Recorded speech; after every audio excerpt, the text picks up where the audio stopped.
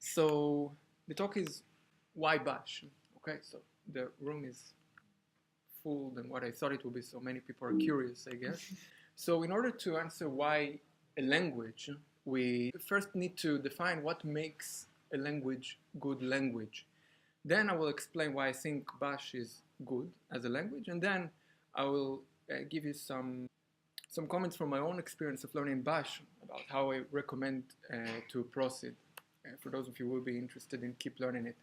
So first, what makes a good language? So like any tool we are using, what makes a good language is good fit for the purpose that we need, good fit for the problem that we want to solve. The other point that I think is very important is ubiquity. I'll explain what ubiquity means in a second. Let's begin from good fit for the problem we try to solve. So I'll begin from that example. Imagine that you have a list of earthquakes. This is the year that it happened, the place, and the magnitude of the earthquake. Imagine that you have thousands of these, and you would want to get all the cases where the magnitude is greater than 6. Okay? If you would want to write such a program in a language like C, that's the code that would do that for you. Okay? Now, C is a multi-purpose language. You can do. It's meant to be useful for any problem. And if you would use a language that was meant for this exact problem, you would find out that you can do this. You can solve this problem with only this code. You know, what's here in C is a comment. Okay, that's in a language called HKOSC is all you need to do in order to get these results. Okay, so here is an example of, you know, so much you could save by using the right tool. Another example, this one line will take written in Octave. It's a machine learning code that will separate an MP3 file with 2 separate songs into 2 separate MP3 files. Another example, for those of you who are familiar with regular expressions, if you want to have to say, I want my passwords in my tool, no matter where your tool is running, to have 6 to 12 characters, and with these, with only these characters, A to Z, 0 to 9, and lowercase underscore and dash, then in regular expression, a language that was meant for this purpose, you can describe it in a very readable way for those that are familiar with regex. It's not hard. It's not hard. And in very concise way. It's very easy to explain that. Imagine if you would have to write something like that in C, or you know what, even in JavaScript. It will be pretty hard. Now, another case is, I want to give one example for a language that is not a programming language. So when I'm talking about languages, here is an example about from a language called Markdown, which I believe a lot of you are using, that was meant for writing text in a way that is human readable when it's not formatted. You see here on the left, you can see what are the titles and so on, but also machine readable. So it's another example for a language that is meant for the purpose of text processing and formatting. So the next thing is ubiquity. Now, ubiquity, I took the Google definition, the fact of appearing everywhere or being very common. Okay, so if something is anywhere, we can say it's ubiquity. An example is JavaScript, where you will find this language in any browser, so it's totally ubiquitous. And even if you go 10 years back in time, you will still be able to run your code written in JavaScript, and as long as you don't use ES6. And why ubiquity matters? It's it is software distribution. If you write something in JavaScript, if you write a small calculator or anything, it will be much easier for you to send it to a friend of yours who is not tech savvy. Imagine not to another developer, but someone who just wants to use the tool. It'd be much easier for you to share that tool if it's written in something that you just open your browser and run it. The other thing is that it's make your knowledge much more valuable. I can give 2 examples. One is Vim. If you learn Vim, you can go to any Unix-based server and just use it, even if you find a server 15 or 20 years old, your knowledge will still be very valuable. And another example is the regec example that I gave earlier, a language that is widely available in many other languages. So why Bash? Bash is ubiquity. As I said, now it's even supported in Windows 10. It's in any it's the language of choice of any Linux distribution. And it's the shell language of choice on Macs. I said that Bash is a great language as a shell language. So I'll have to explain what I mean by shell language, or in other words, what is the problem that the shell language tries to solve? What do we need from a shell language? So from a shell language, we need to be able to invoke programs and process their output. We need to be able to query the file system and to do some text processing. Now, text processing, you can say that it's with the processing of output, but I'm using it for other purposes as well. Now, I'll try to give you an example from Bash that I'll try to prove that these are well addressed by Bash and in a very readable and easy to remember way. I'll try. So, and I'll say that these examples are very, very basic. I'm just scratching the surface of what Bash is capable of. So first, let's talk about invoking programs and processing their output. This code, this one line, will print the number of processes running on by the root user in your computer. So, for example, and I'll explain to you what's going on here. First, we have the output of the sys command that will print all the running processes. Okay.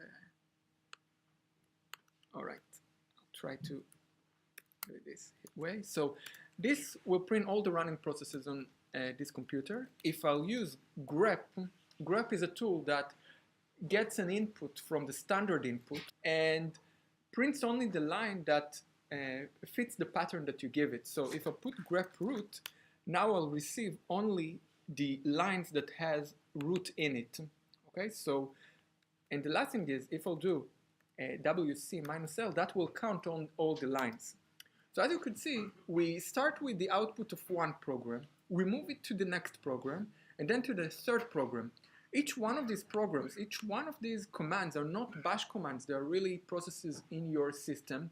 All are interacting with one another using what we call standard input and standard output in a way that makes it possible to use these pipes to pipe the output of one process to the next one. The interesting thing is that it's not that the sys command complete its run, only then the output move to the grep, but it's happened in as soon as sys will start to output stuff, grep already will start to process this output. Very valuable if you're running in an environment that have very little memory, and that's the original historical reason that it was invented. Now, I want to show another way in which we can direct input to a program.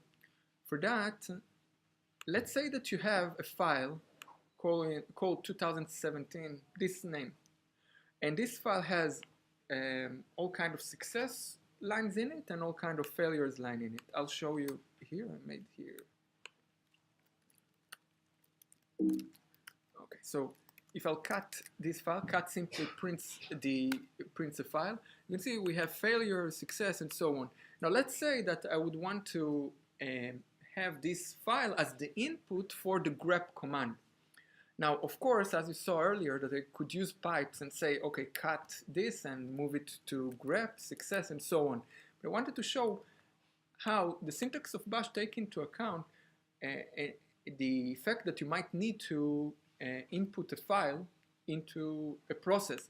And with that character alone, that's the syntax for inputting a file into a process. So that will do the job. So do it here. You can see that we have 52 successes on this file. Now, I'll mention in a comment that in theory, grep can get file as one of its arguments. We don't really need the ability to input a file, but I just wanted to show the syntax. There might be cases where where a program might not have an ability to receive input as a file name. Okay, another case is, let's say that I wanted to write a tool in which I'm comparing a web page to itself over time. So I'm receiving a web page, and then I want to see whether anything changed with it. Now, I believe that if any of you would write a tool like that in another language, you would have a history file, like the last occurrence, the last way the page looked, and then you would have a temporary file in which you will store the new page, and then you will compare the two. In Bash, we have a tool that is this syntax that allow to create a temporary file with the output of a program, in a way that you won't need to have to create a temporary file.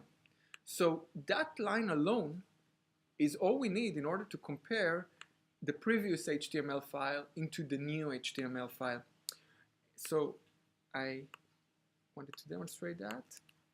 And I'll say why it's very important. The diff command, unlike what I said earlier about the grep command, the diff command don't have standard input. It must get its files as actual paths in your file system. So if you won't have this tool, you would have to write it in at least 2 lines. Okay, so let's go there. Yeah, so I'm doing this setup. All I'm doing in this setup is to create this previous.html file. I don't know if you can see it over here. So let's run this setup. This URL that you see here prints a random numbers 0 and 1. So it's a good example because we for sure will have differences. And now I will set the variable that we need here, URL, to be that URL. Okay.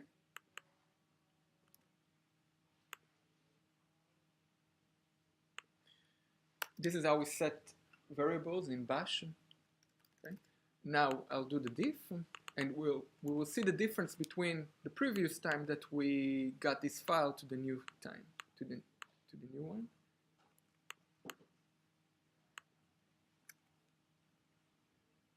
And that's it. Now, we see, as I said, it's random numbers from 1 to 0, so it doesn't mean too much what it is. But what I wanted to demonstrate is that we actually are able to do it with one line that really describe what we want to do.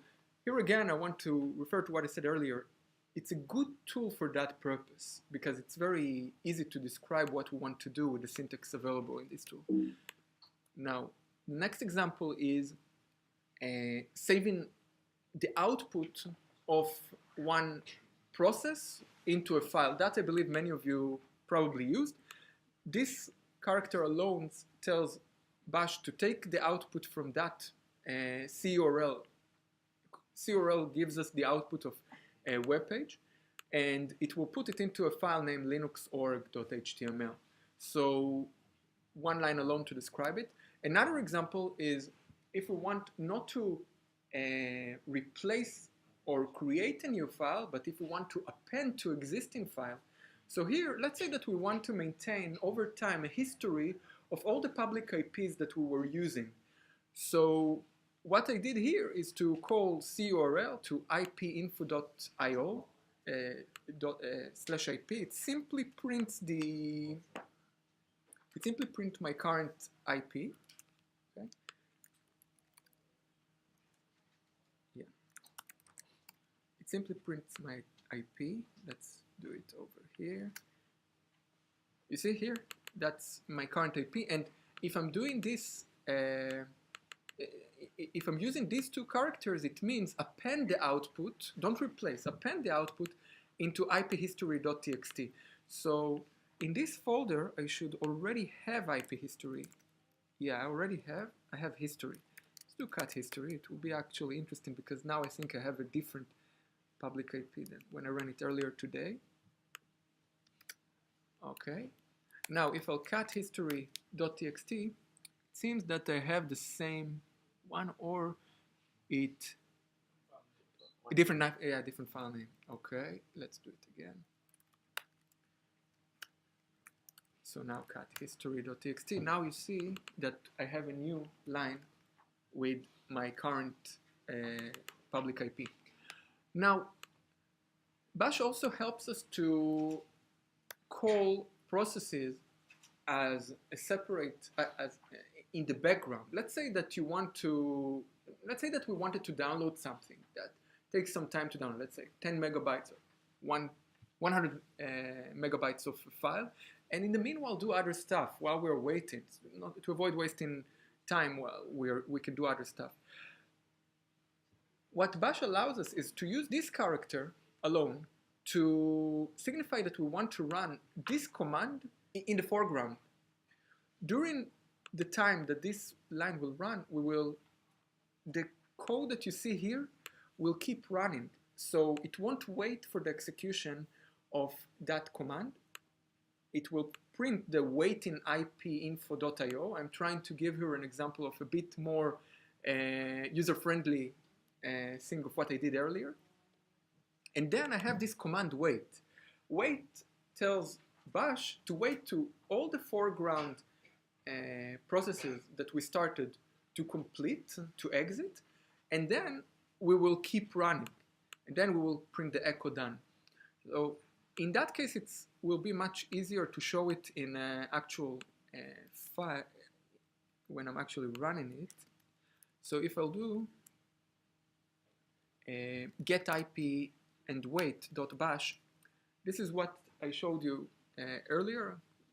And here is the wait, here is the ampersand that tells to run in the background. Now if I'll run it, you can see that waiting ipinfo.ip printed before I received the file, and only then once I completed receiving the file, the done got printed.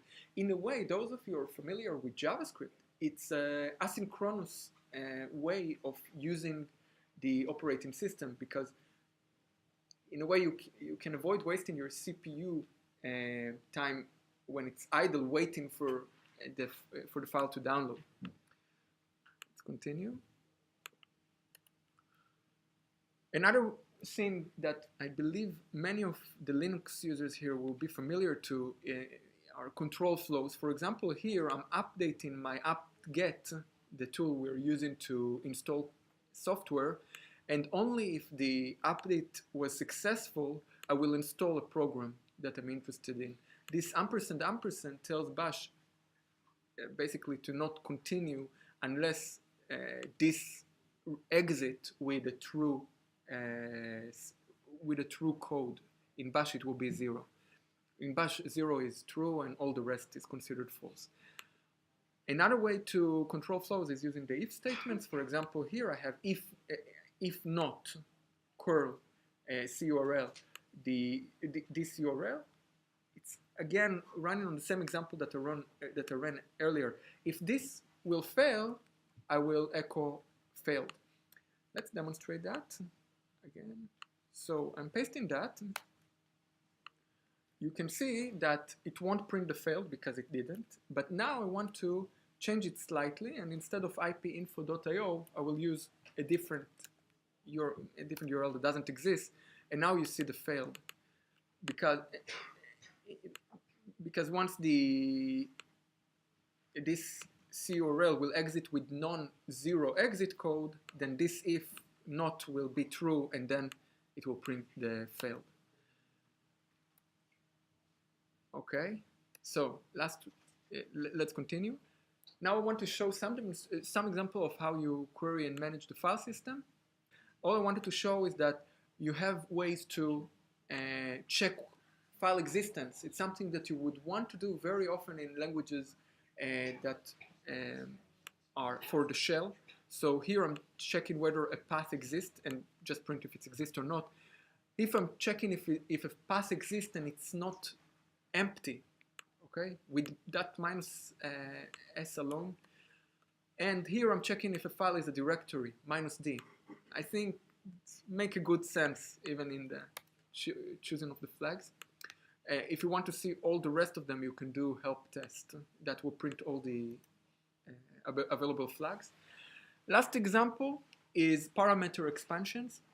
In this example, I wrote a function in Bash. In Bash, we can run functions. These functions will look like processes when you run them. So I wrote here the isCompressed file.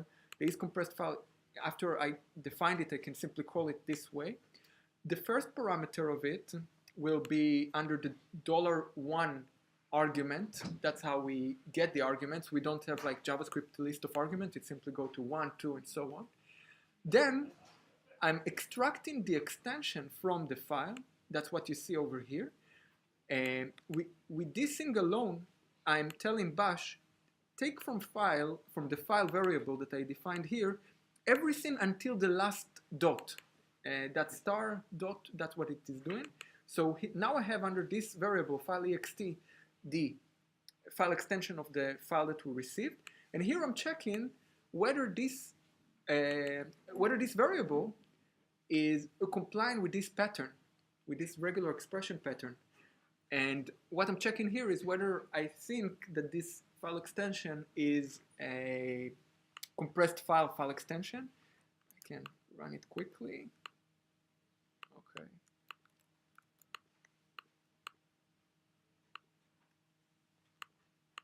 Okay, I'll try again. Good.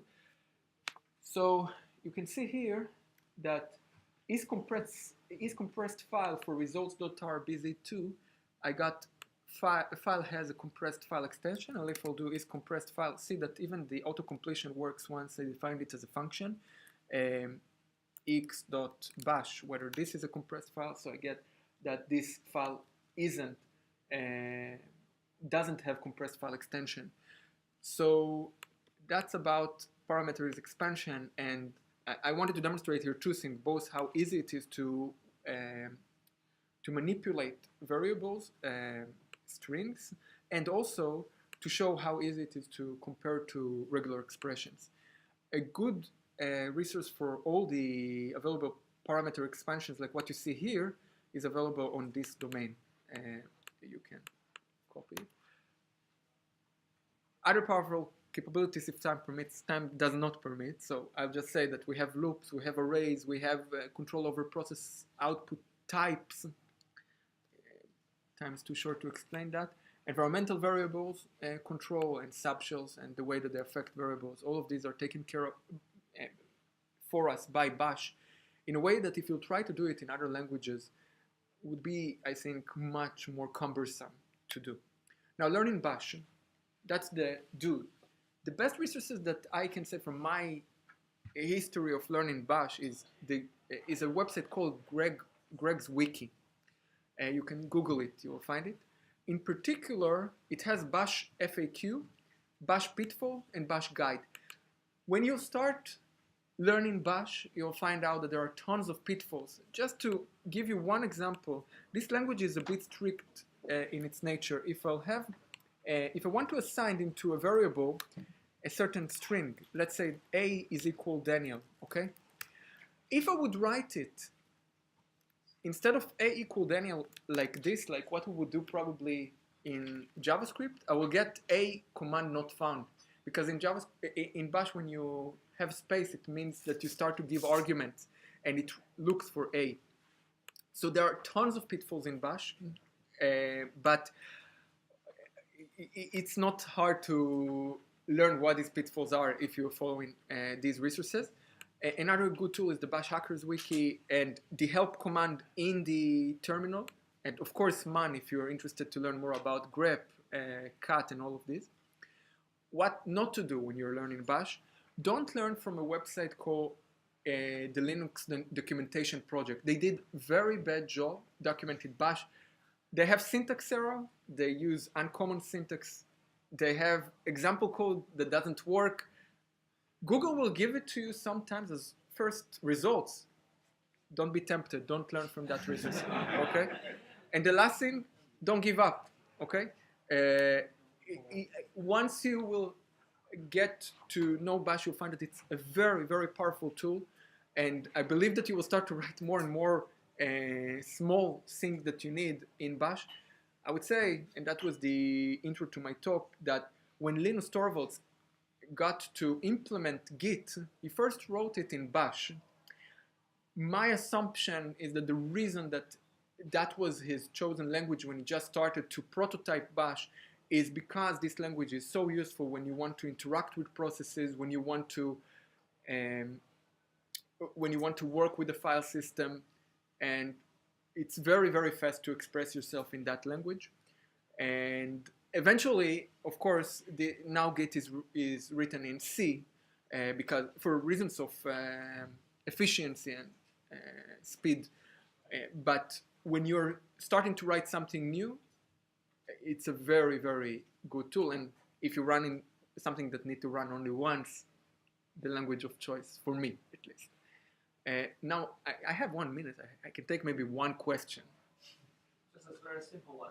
Yeah. You mentioned about install the Windows, the bash on the Windows 10. I mean, quite a few users are Windows-based. Yes. Can you share some of your previous track record about that? Past. How to? How to? Yeah. Google it. It's very, very easy. I did it on my Windows machine. It's very easy. Yeah. Does it transform the painful Windows directory to Unix type output? Like SIG Windows? It won't give you a full control like you will get in Mac, but you will have access to your file system, yes. But it goes only so far at the moment. Any other question? No. All right, that's all. Thank you very much.